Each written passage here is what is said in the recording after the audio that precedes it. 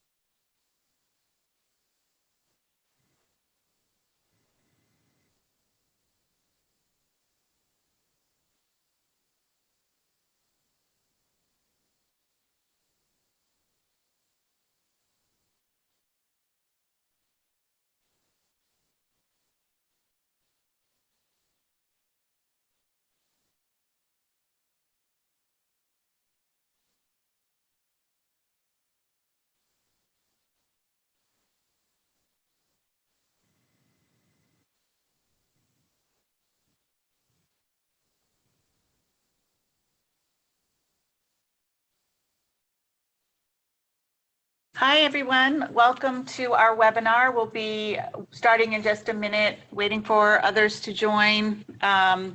This is Enhancing NDCs in 2020, Opportunities in Transport. And we're looking forward to having a good discussion today. I'll be back on in 1 minute.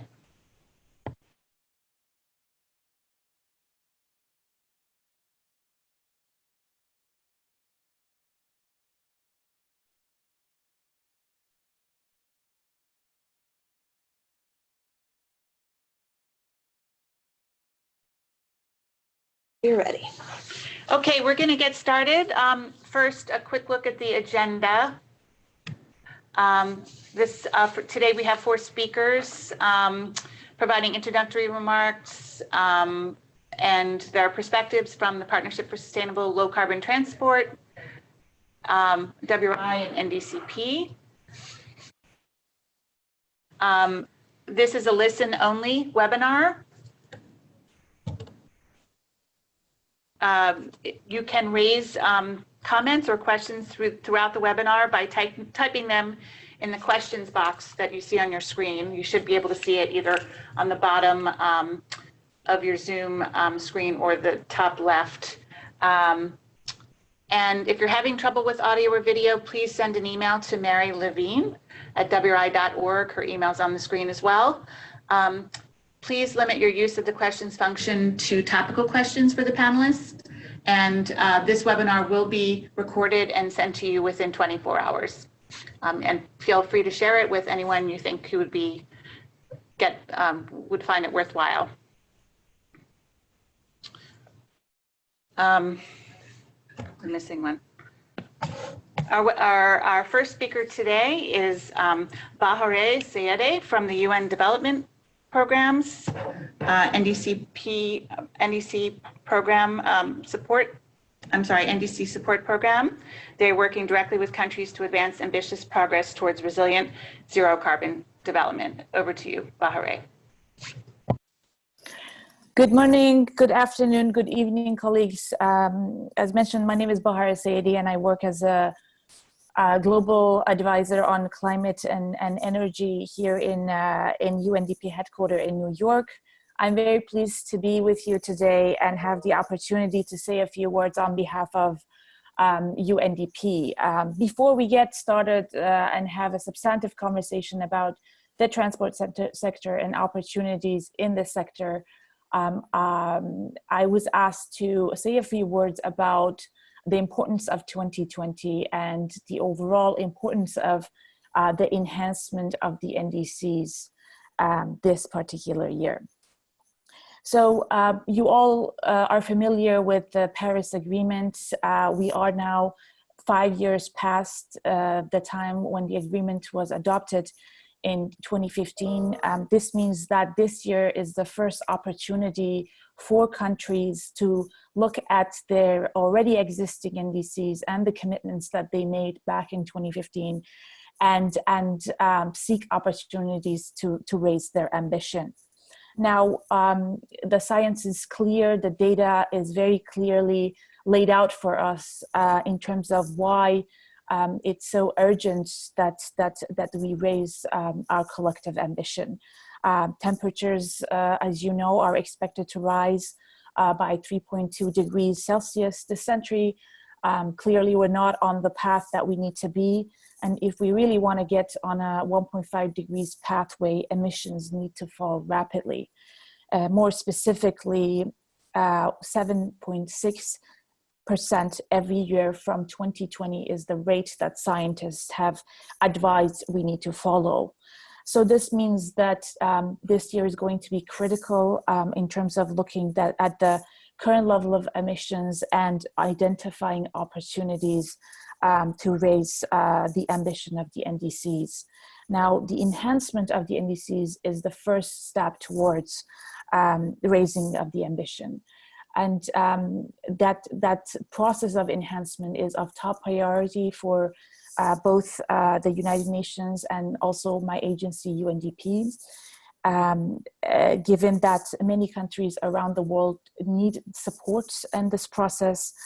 Last year, my organization committed to support 100 countries in the enhancement process in 2020.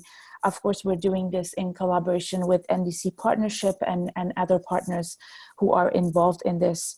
My colleagues are working around the clock now, from the headquarters to the regions to the country offices, to support countries in this. And what is becoming very clear is that countries need guidance. There's a lot of questions around what does it mean to enhance an NDC? What sectors should be looking into? What are the key issues within these sectors to look at? And how do you build political consensus around the enhancement process? And how do we make sure that that enhancement process leads to increased ambition? So this is why this webinar and the series of webinars that WRA and other partners are involved in is quite critical, because the guidance that countries need needs to be made available. And at UNDP, we are very pleased to have supported this. I want to end by saying that this year also marks the Secretary General's global call for decade of action to deliver on the Sustainable Development Goals.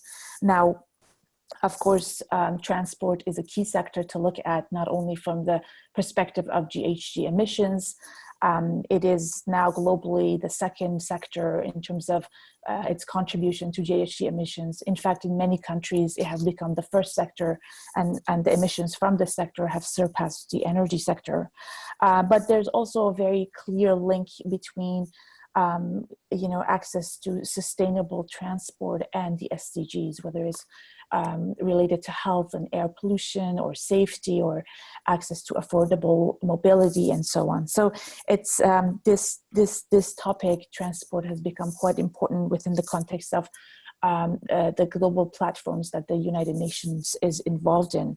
And just to point out that this year in May in Beijing, there will be a conference on sustainable transport where many of these issues would be discussed. And hopefully the outcome of that conference will also feed into the conversation around climate change, the NDCs, and raising our collective ambition towards that. So this is a few words from my side. I'm happy to now pass the floor to my colleague, Mark Major, who is our first presenter. Over to you, Mark. Hello all. My name is Mark Major, and I'm the Senior Advisor with the Partnership on Sustainable Low Carbon Transport. And we're working with almost 100 global partners to speak up for sustainable transport with a single voice in the global policy processes. Next slide, please.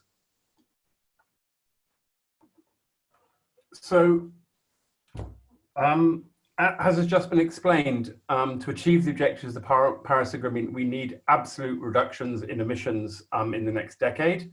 And the reality is that the transport sector emissions are on track to double or triple by 2050.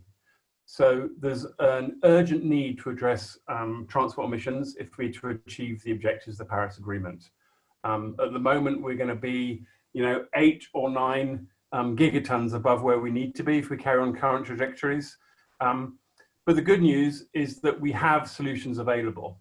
And the point here in the middle of the slide is to say that there's addressing transport and the externalities of transport, whether it's the 500 children that get killed a day, or whether it's the chronic congestion that many, many people, the billions of people around the world suffer from every day, or whether it's problems about air pollution, which is a great driver. There's a variety of reasons to tackle transport emissions, particularly motivation at the local level for cities to take action. And if we can combine these kind of drivers, the air pollution drivers, the health drivers, the road safety drivers, along with the imperative to reduce greenhouse gas emissions, I think we can generate the necessary momentum and investments to transform the transport sector. So the good news is that we have cost-effective solutions available. They're just not implemented. So this isn't a technical challenge, this is a governance challenge. We need to align the necessary investments, policies, knowledge to make these changes. And it absolutely is possible to, if you choose the right messages, to simultaneously address these multiple sustainable development challenges and move towards a zero carbon transport sector. So the point here is that we should underline is that this sort of action by, in many cases, cities, over 40% of transport emissions are in urban areas, so action by cities, and of course that portion is growing.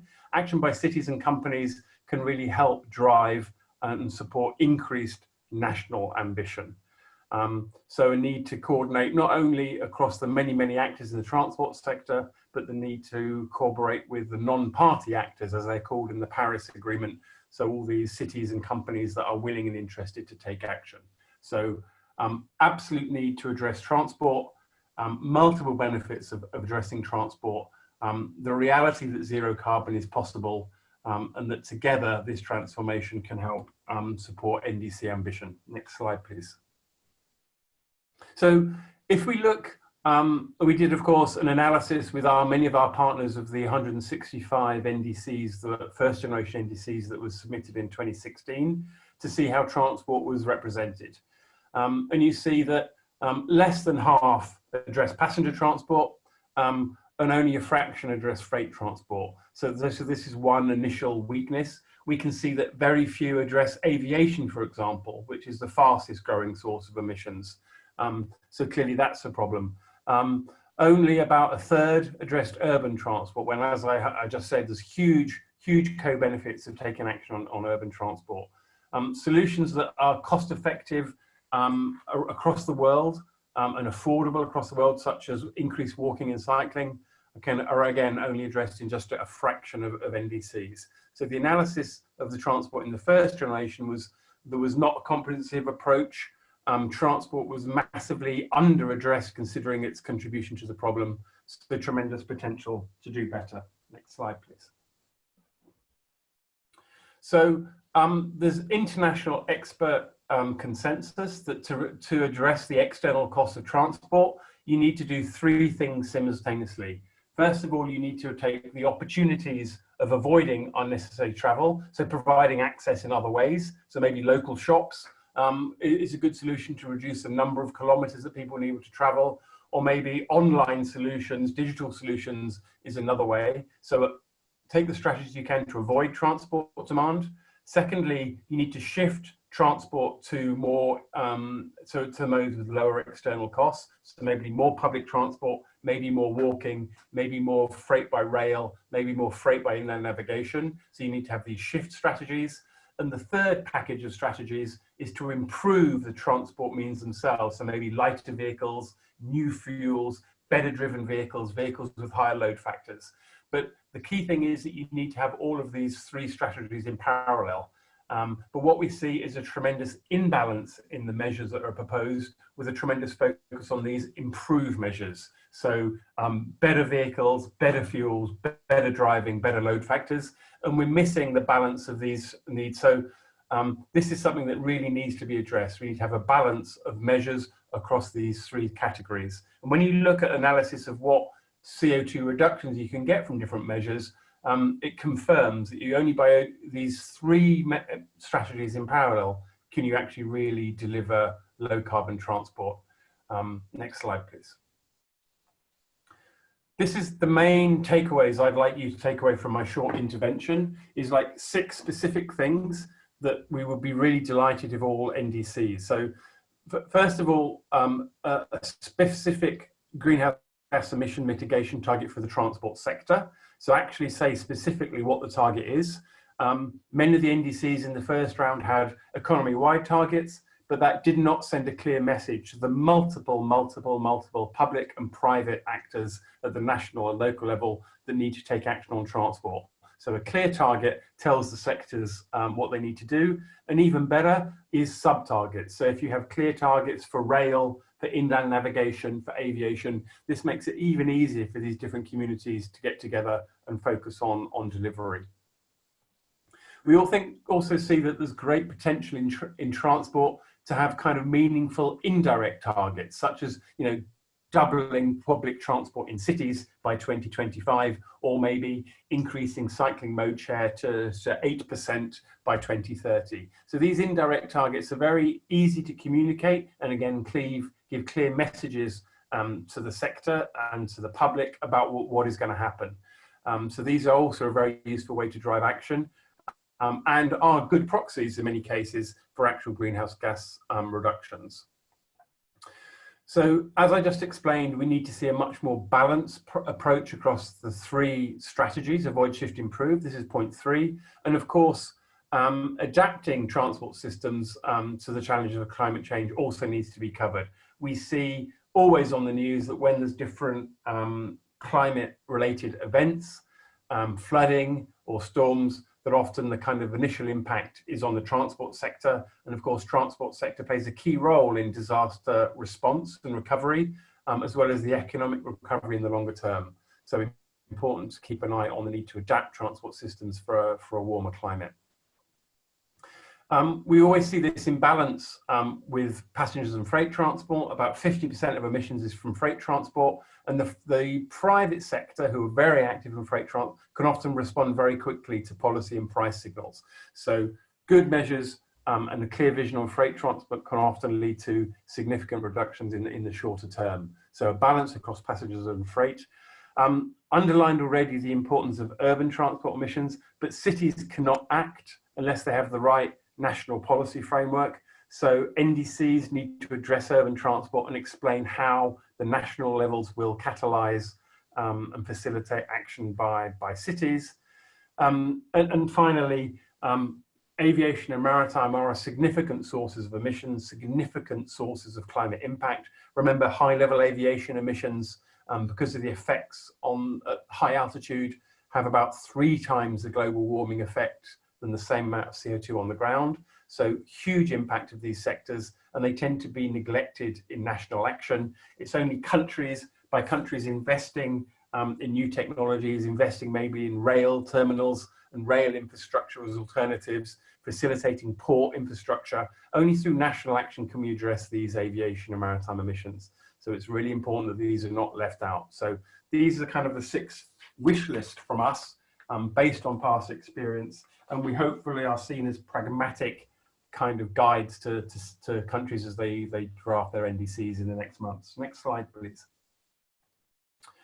With many partners, we're working to support countries on NDCs. Just 2 weeks ago, we had a NDC capacity building workshop in Africa.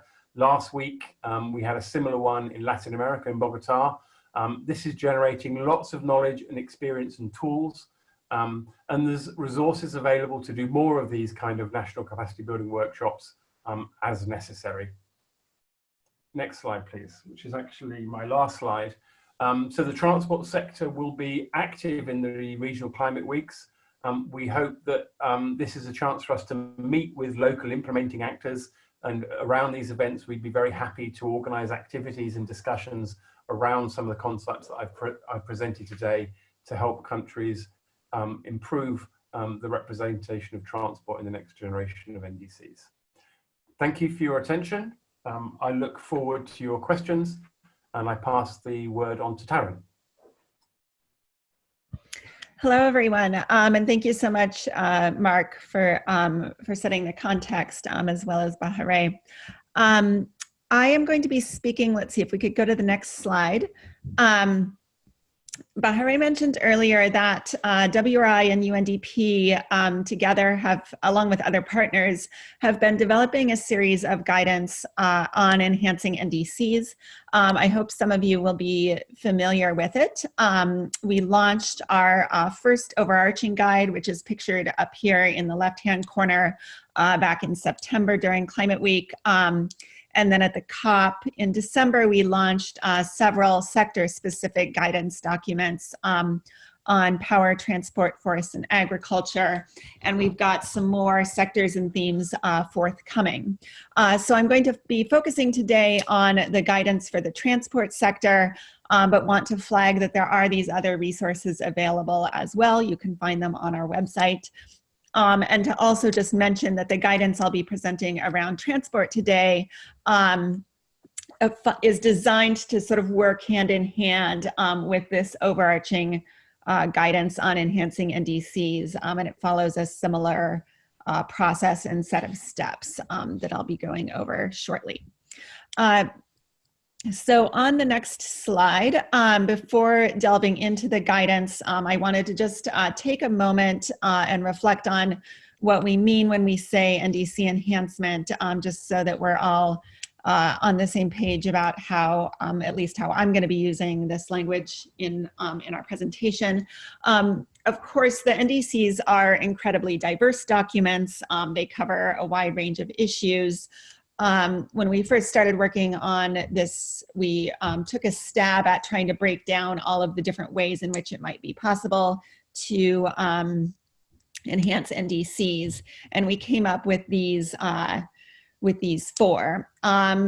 Enhancing mitigation ambition in the context of this guidance means that when you, that under the enhanced NDC, if it's fully implemented, overall cumulative greenhouse gas emissions will be lower than they would have been under the initial NDC if it's fully implemented. So that's what we mean by mitigation ambition. It is, of course, crucial in order to meet the goals of the Paris Agreement. And I think it's also important to recognize that not every way in which you change the NDC will necessarily result in enhanced mitigation ambition. So we have a separate category on implementation, whereby countries include elements in their NDC that will make it sort of easier to achieve or more viable to achieve the level of ambition that they had already set out. And then we have, of course, adaptation, which not all countries have included in their NDCs, but the vast majority have, and certainly for most developing countries, it's an incredibly important element of the NDC, which is also an area where enhancement can occur. And then finally, we have communication or clarity, transparency, and understanding. So enhancements to the NDC that make it more clear, for example, what is the scope of a greenhouse gas target? What is the baseline? Things like this. Our transport guidance focuses primarily on mitigation and mitigation ambition. Although we acknowledge in many cases synergies where certain actions can achieve both mitigation and adaptation outcomes. So I just want to be clear about the scope of that guidance. We haven't attempted to be fully comprehensive on all the different ways that the transport sector will need to adapt. Although certainly that's also a very important consideration, particularly for those working at the sector level. Moving on to the next slide. Mark has already highlighted some of the issues with the current NDCs when it comes to transport, so I won't dwell on this too much. What I do want to highlight here is first on the x-axis, this is the total number of NDCs that explicitly mentions these different types of interventions. And I think the main takeaway from this slide is that there's no type of transport-related intervention that exceeds 40 NDCs mentioning it. So that's quite a small share of NDCs that are being explicit about any of these transport-specific measures. Of course, we recognize that in doing this type of analysis, we're not necessarily capturing everything that a country intends to do on transport under its NDCs. So for example, if a country has an economy-wide greenhouse gas target, they may intend to achieve part of that target through transport measures, even if they haven't been explicit about that. So we're not looking at those in this document because we have no way of knowing if a country hasn't been explicit about it. But I think Mark has highlighted some of the advantages that come with being explicit about what will be done in the transport sector in terms of being able to communicate the intended interventions towards all the different stakeholders that need to be involved. So we do certainly see advantages in making that more explicit, and as well as factoring in additional action in the transport sector into overarching targets. And we do specifically, as Mark also noted, see an emphasis on improved measures over avoidance shift, on passenger over freight, and others. So I want to talk next on the next slide about some of the key opportunities that we found when we were pulling together this guidance. Now, this is not a comprehensive list of all the different ways that you could address transport in an NDC. What these three categories reflect is I would say two things. One, where we saw the gaps in the existing NDCs, which I just mentioned and which Mark also covered, but also what's changed between the 2014-2015 timeframe when countries were developing their initial NDCs, and now when there have been tremendous advances, particularly in technology and costs in the transport sector, but also in terms of policies and best practices, where there are solutions available today that countries may not have considered when they were pulling together their initial NDCs, that may not have been reflected in the modeling, in the cost assumptions, and those sorts of planning inputs. So there are three areas here that I want to go into a bit. One is on electrification. So the cost, I think this is where we see really tremendous technological change, even in the time frame since the initial NDCs were developed. As everyone is probably aware, the cost of lithium-ion batteries has fallen tremendously over the past decade, making electrification of transport considerably more viable. And I think in many places around the world, projections for the electrification of the transport sector are now much more aggressive than they had been when the initial NDCs were developed. So I think this is an instance where it's important in the NDC enhancement process to reflect the opportunities and the changing cost structure that we're facing now. Otherwise, those NDCs and the plans will be based on sort of outdated information. And I want to acknowledge a couple of points about this.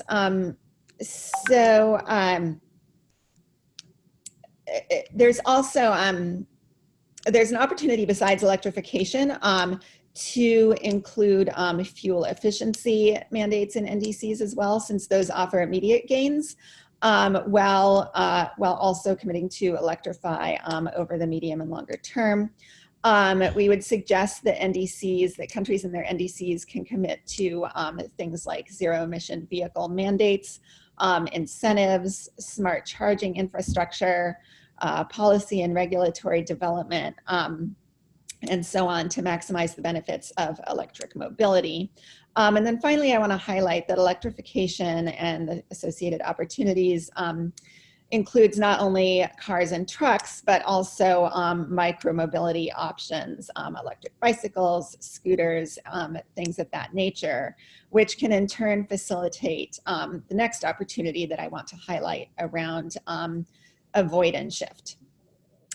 So as Mark mentioned, avoid and shift solutions, which refer to policies that avoid the need for unnecessary travel and shift the travel that does occur onto more sustainable modes.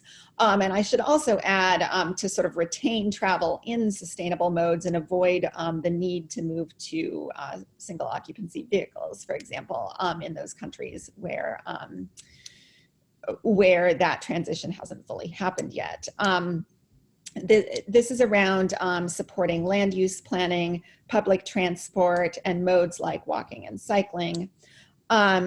Those are underrepresented in the current NDCs.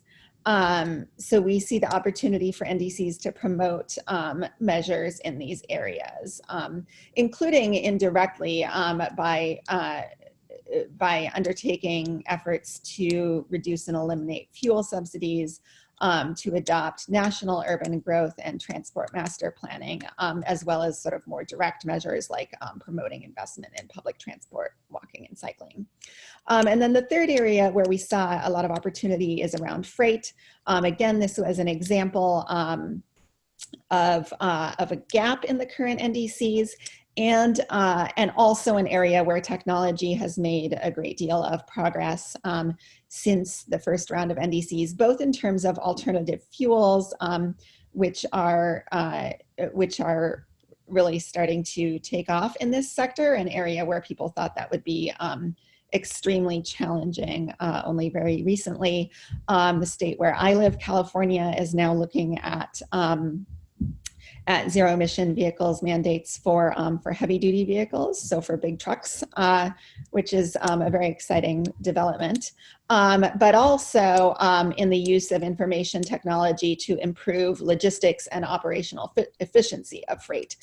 So it's both around transitioning to zero and low carbon fuels, but also around being much smarter and more efficient about how these vehicles get around and how we move our goods. So these are the three broad areas where we saw a great deal of opportunity for NDC enhancement in the sector. Of course, this is going to be highly country and context specific.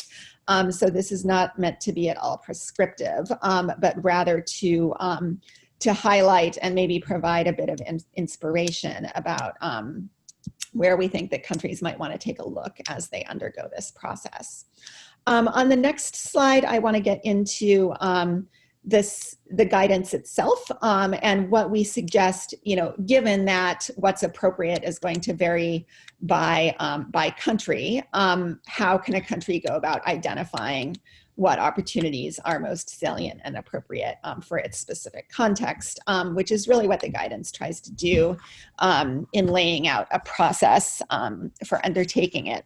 Now, these 6 steps are from the overarching guidance. They are a broad framework for NDC enhancement that we suggest that countries apply for the NDCs overall, as well as in specific key sectors such as transport. So the broad steps are common across sectors, but the points underneath, we've tried to flesh out a little bit what this might look like in the transport sector. So the first step in NDC enhancement is to establish a clear and inclusive process to guide the enhancement process. And in particular for transport, we think there is, the NDC can serve as an opportunity to bring together stakeholders both within and outside of the government who may not normally work together, but who need to collaborate in order to deliver ambitious mitigation in this sector. So this, of course, will involve the ministry tasked with developing the NDC, which in practice tends often to be the Environment Ministry, as well as the Transport Ministry and the ministries dealing with sectors that have important interactions with transport. So that could be finance and planning. It increasingly could be power as transport electrifies or plans for electrification in the future. That's within the national government. But outside the national government, I think Mark has highlighted the roles of cities, which are incredibly important in this sector. In many countries, state and regional governments likewise are responsible for land use planning, for transit-oriented development, for some of these interventions that would be particularly important in the avoid shift pillar of sustainable transport. So there's an opportunity to bring them into the process as well. Transport service providers and equipment manufacturers can also have an important role in implementation and could therefore contribute to the design of the enhancement NDC and the enhanced NDCs. And finally, civil society representatives, including not only environmental groups, but also consumer groups, unions, and so on, can play an important role here. So that's under the first step, is bringing the right people and institutions together to undertake this process. The second step is around taking stock of progress to date. So this involves looking at updated projections for transport demand, for greenhouse gas emissions, as well as taking stock of current and planned policies, both at the national level as well as the subnational level. So we've seen, I think in the last 5 years, a lot of progress on subnational policies and commitments, as well as non-state actors that have made commitments, for example, under the EV100 initiative. So this would be a step to take stock of those policies and commitments, what they might be able to deliver, and to look at rolling those into the NDC. The third step is around taking stock of long-term objectives. So this involves, one of the things that we put forward in the transport guidance is benchmarks, proposed benchmarks for the transport sector, which are derived from primarily from the IPCC scenarios that show us pathways for achieving the Paris Agreement goals. And we see that in scenarios that are consistent with meeting those goals, that transport is moving on to electrification or to other zero and low carbon fuels on a certain trajectory globally. So it's worth taking a look at, for example, the 2030 benchmarks for transport at the global level in order to inform what milestones might be appropriate in a national context. I should mention those benchmarks tend to take into account much more the kinds of improve measures as opposed to avoid and shift. That's a function of what the underlying modeling tends to look at. So it's not, it's absolutely an important input, but it's also not the only input to consider, because we know that transport solutions do need to be a bit broader. So that's just one slight caveat there.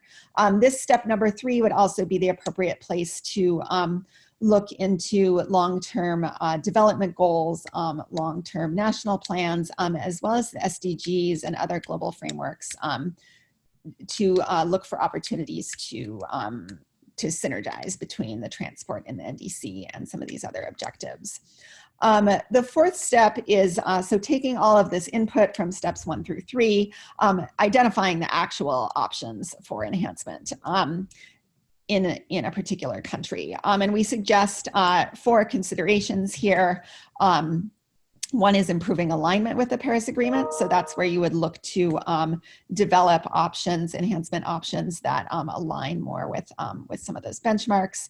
Reflecting new developments, innovation, and best practice. So this is an area where you would want to be looking at potential for electrification and for other technological advances in efficiency, in low carbon fuels, and also in logistics. Maximizing the benefits refers to looking for options that address other development needs besides climate. And then filling gaps is the fourth kind of principle here, and that means just basically addressing things that weren't addressed in the initial NDC. So if you haven't done something on freight, looking at, for example, if there's something on freight that can be included in the next NDC. Step 5 is where you bring it all together. So having identified options in step 4, in step 5, this is really where those options should be considered in the context of the NDC as a whole, not only transport. So obviously there will be important interactions across sectors. I've mentioned the power sector with electrification already, but certainly the land sector is another area where there are important interactions with transport, both from sort of a direct land use perspective, but also when it comes to biofuels. And needing to balance competing demands for land in the production of biofuels. So this is really more of a cross-cutting step that is not specific to the transport sector. Many countries will use modeling, economy-wide modeling to incorporate these enhancement options, see how they interact with other sectors, what overall results they deliver, and refine the options accordingly.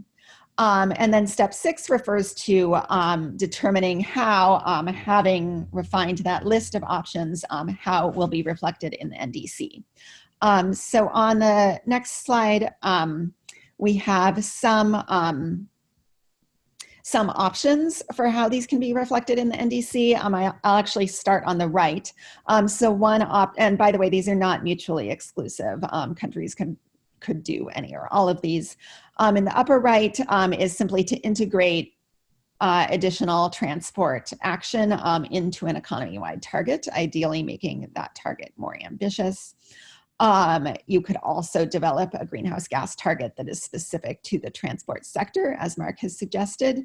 You could also add specific policies and measures for transport.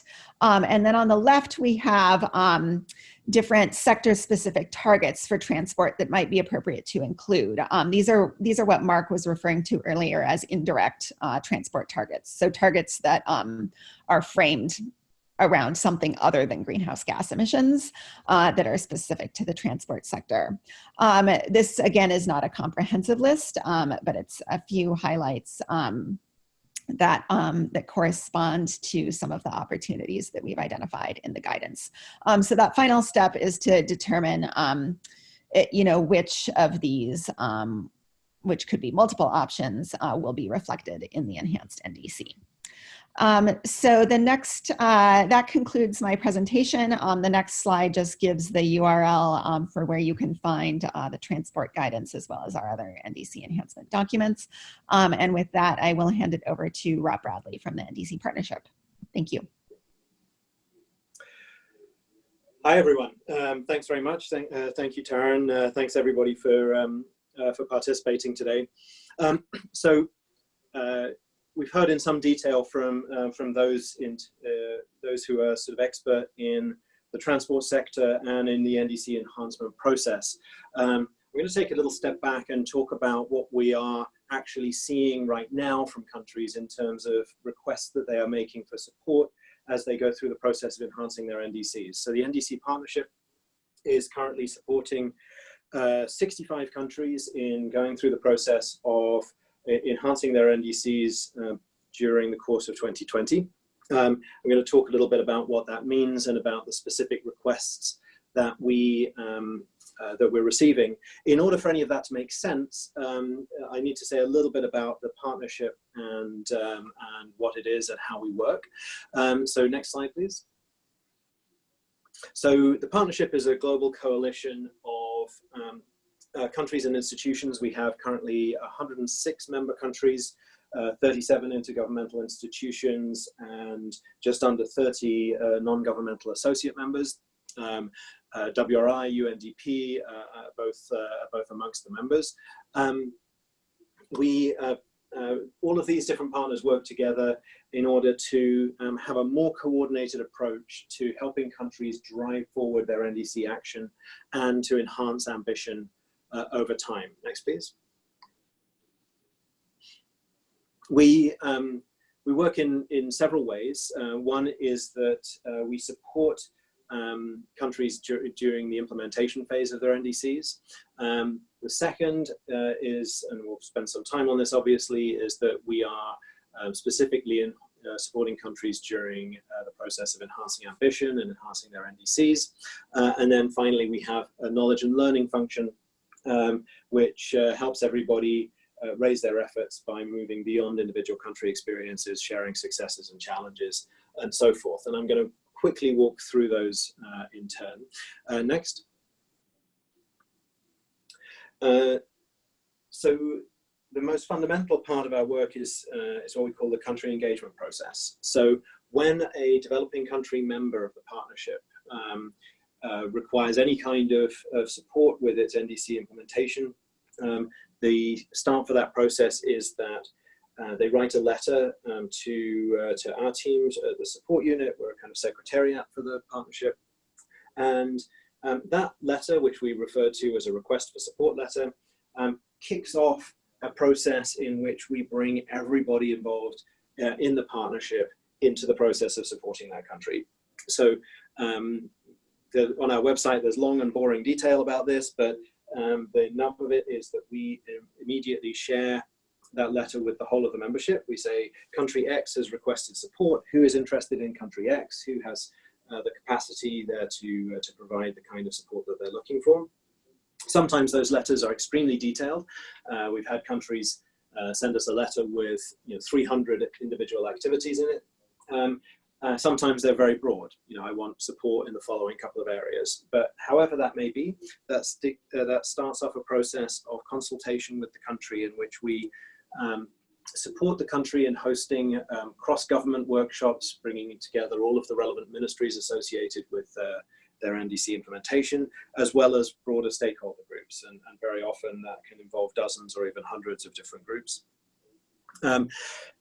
The purpose of that is to move towards what we call a partnership plan. That partnership plan is sort of after consultation with all of these different members, including the international organizations with relevant expertise, a more detailed, fully articulated plan for all of the things the country needs in order to effectively accelerate its NDC implementation.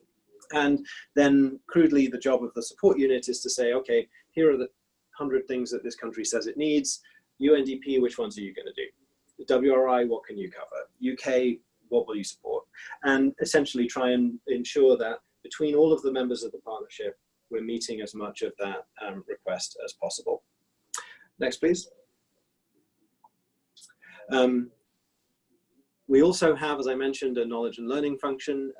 One of the main components of which is that we actually break down all of these requests, and I'm going to use data from that breakdown in just a moment, so that we can actually understand from between all of the different types of formats that we have.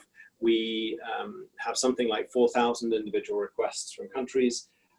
Those are broken down, tagged for different topics, for whether supply has been indicated against that demand, what's being delivered, and so forth. And that enables us to try and identify trends and gaps in what countries are able to do and how they're supported. We also help countries come together directly to learn from each other's experience. I'm not going to touch too much on that latter part. It's a little bit outside the realm of today's discussion, but that is something that we have done, for instance, in the realm of transport, helping Costa Rica convene Latin American countries around ways of driving electric mobility in the continent, for instance. Next, please.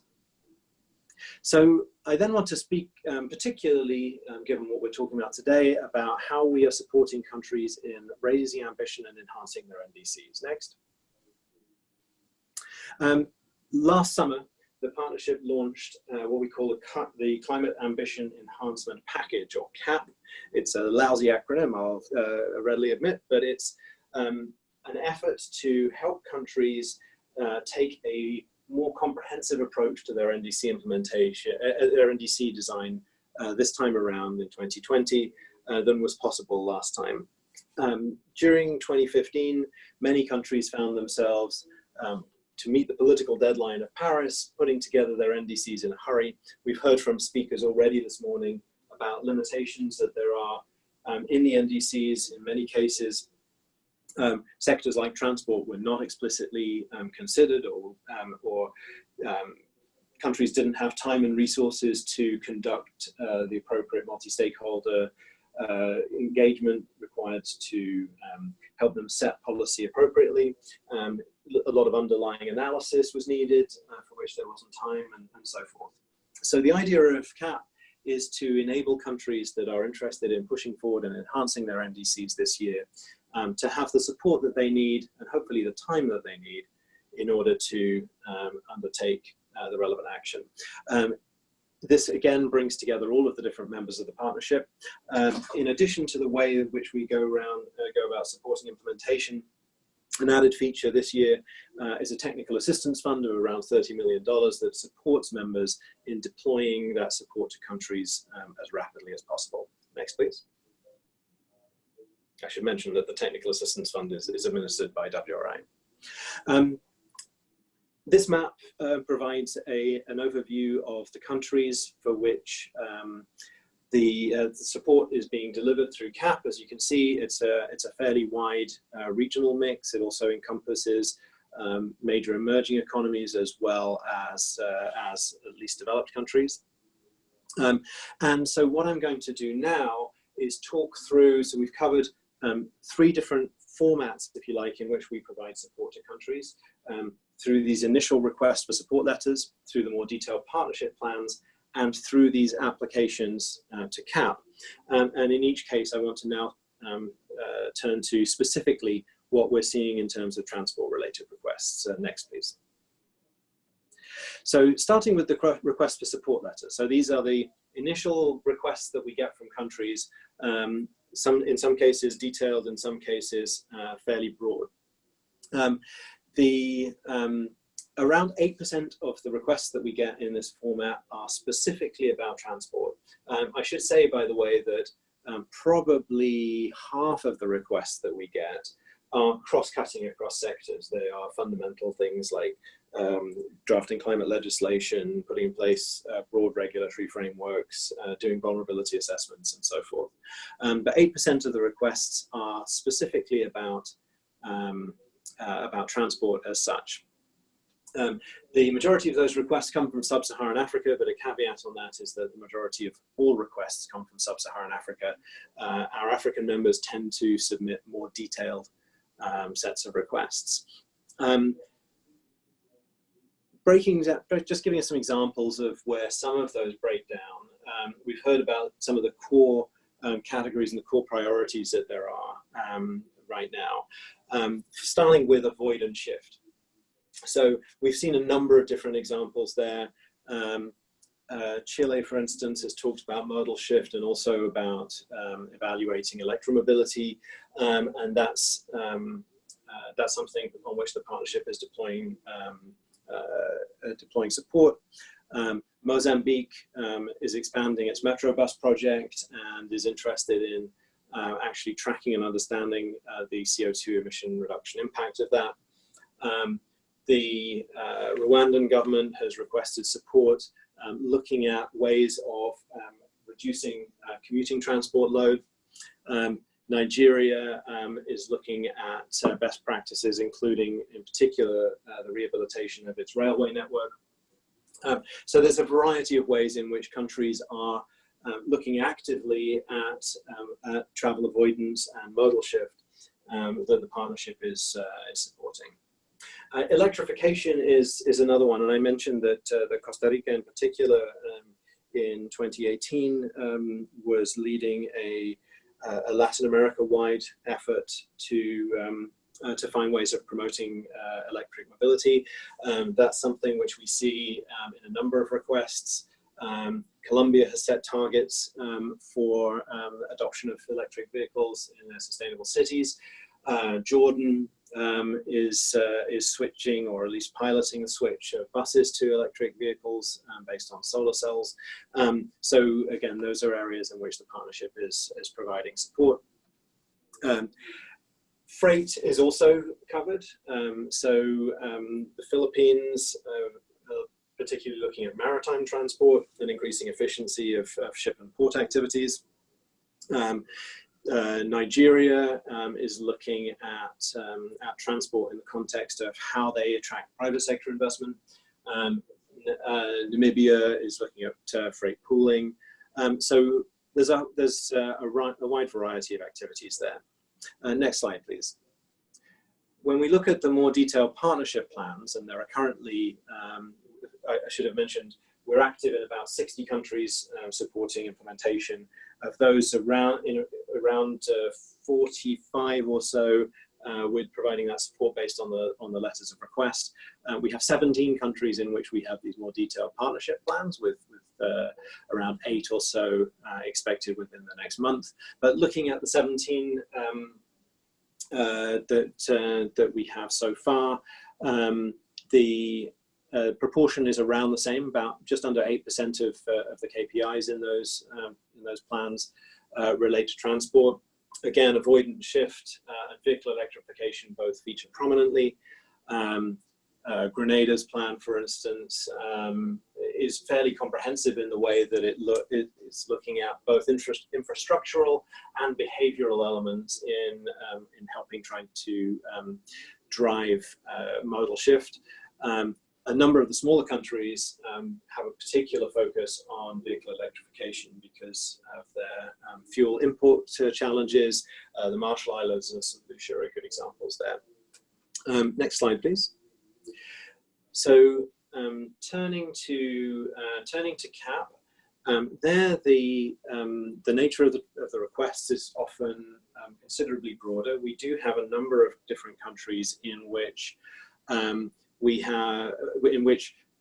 their initial NDCs identified targets in a limited number of sectors. So in many countries, an energy sector target was included, but there simply wasn't the time or the bandwidth to add other elements. So looking at Jamaica, for instance, Jamaica had an energy sector target, but sort of realized partway through that transport, waste, land use, other things weren't adequately covered. And so we're seeing a lot of countries looking to enhance their NDCs in that way. We have 27 countries in which transport specific requests have been made.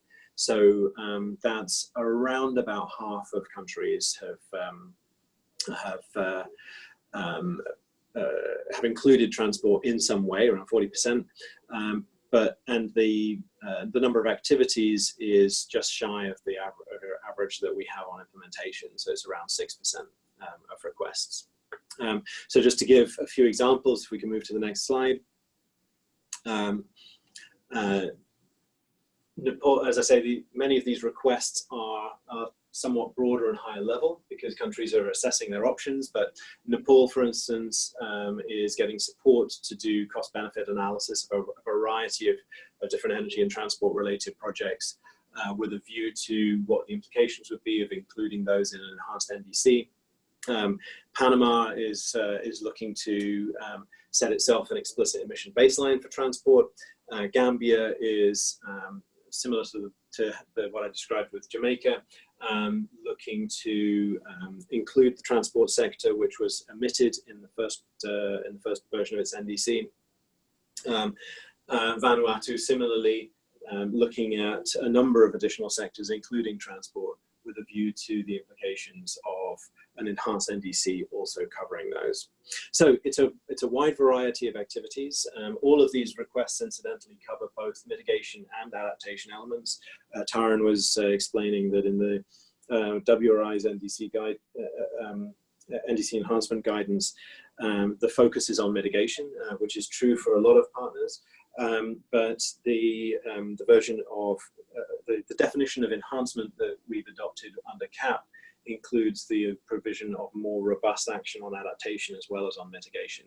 Nevertheless, this is something on which transport has an important role to play in both of those dimensions, and in which we're seeing a lot of interest from countries in taking a more thorough and systemic view to that sector.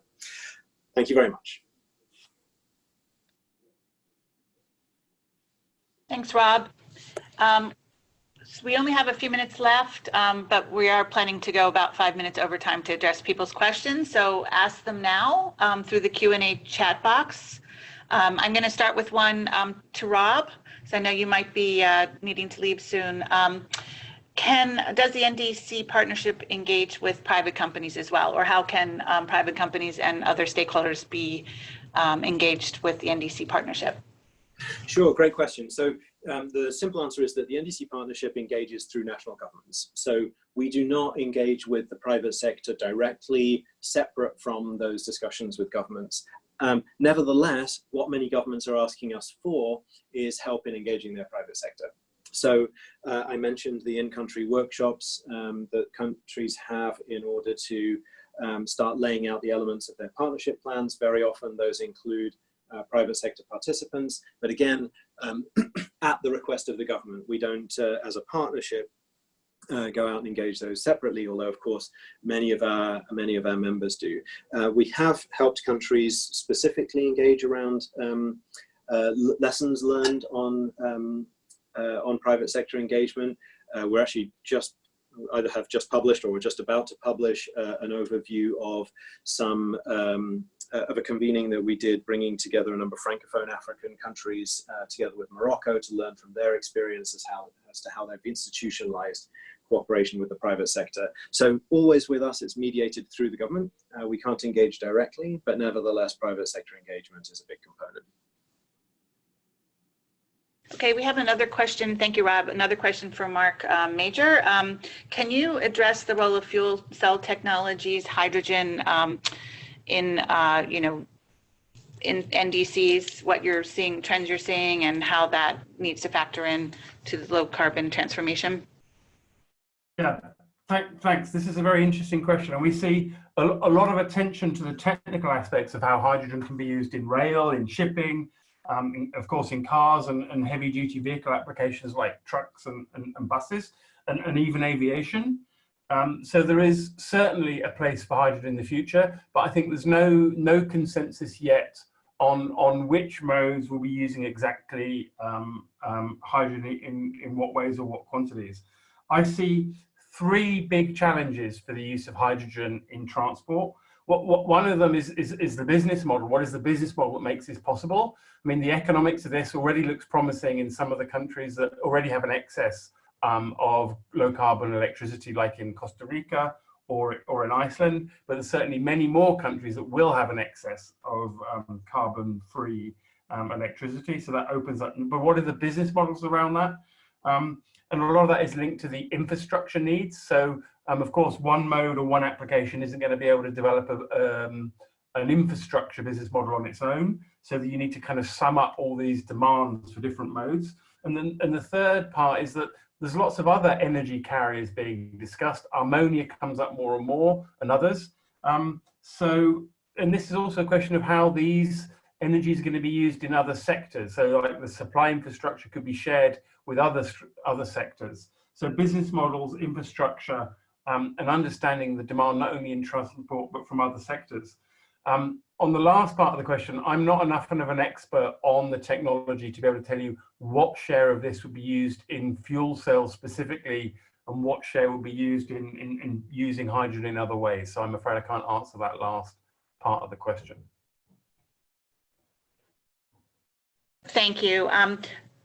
Bahare, I understand that you could also address the role of private sector kind of involvement in NDCs planning, particularly in the transport sector.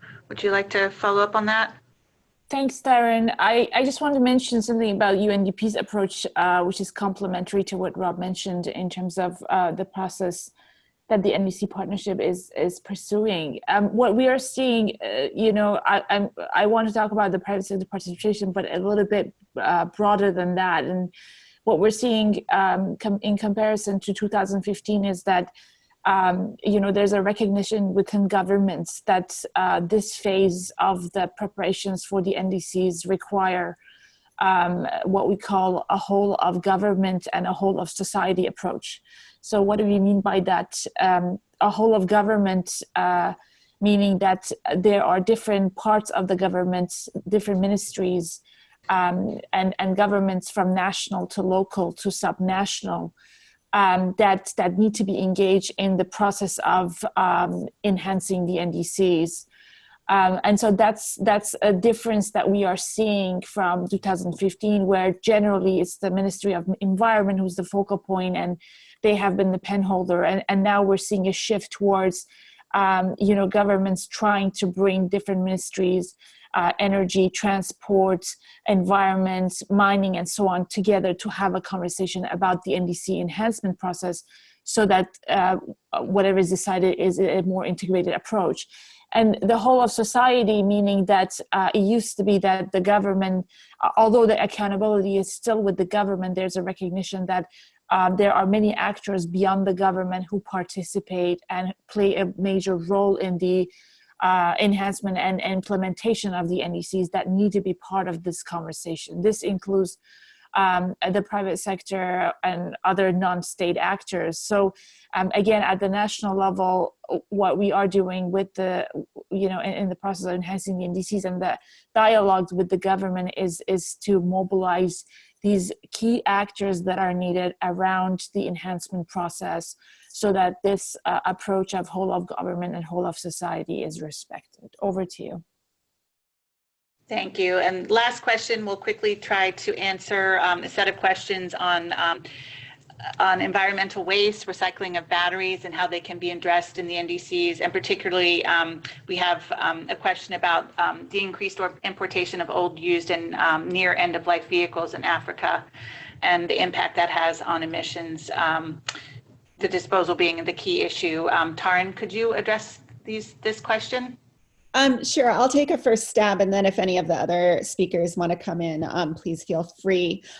This is not something that we've addressed very explicitly in the NDC enhancement guidance, but obviously it's a very critical issue for many countries. It's also something that Lawrence Berkeley National Lab, which is one of our partners on the guidance, is doing a lot of work on, and that I can speak a little bit also from the state of California, since this is an issue that's getting more and more attention here as EVs take off.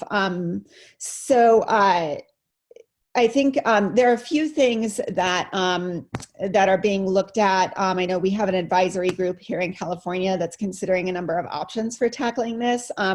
Part of the issue is on the design side. So measures around increasing R&D, both to increase the battery lifespan in the first place, to just reduce the number of batteries that are entering the supply chain, and also changing battery design to make it more conducive to recycling. So these are things like making batteries easier to disassemble at the end of their life in order to facilitate recycling.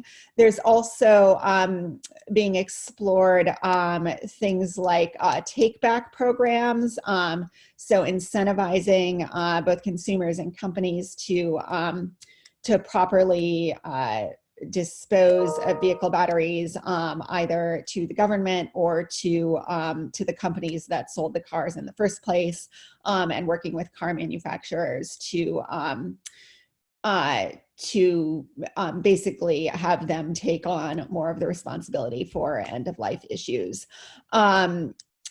Investing in recycling infrastructure and things like that. So we haven't looked at specifically the role of the NDCs in advancing these measures. I can imagine that countries might select to incorporate some of those kinds of measures in their NDCs themselves. It might also be something that's appropriate to do domestically in order to facilitate commitments on vehicle electrification within the context of the NDC. That's maybe a start at that question. If anyone else wants to come in, please feel free.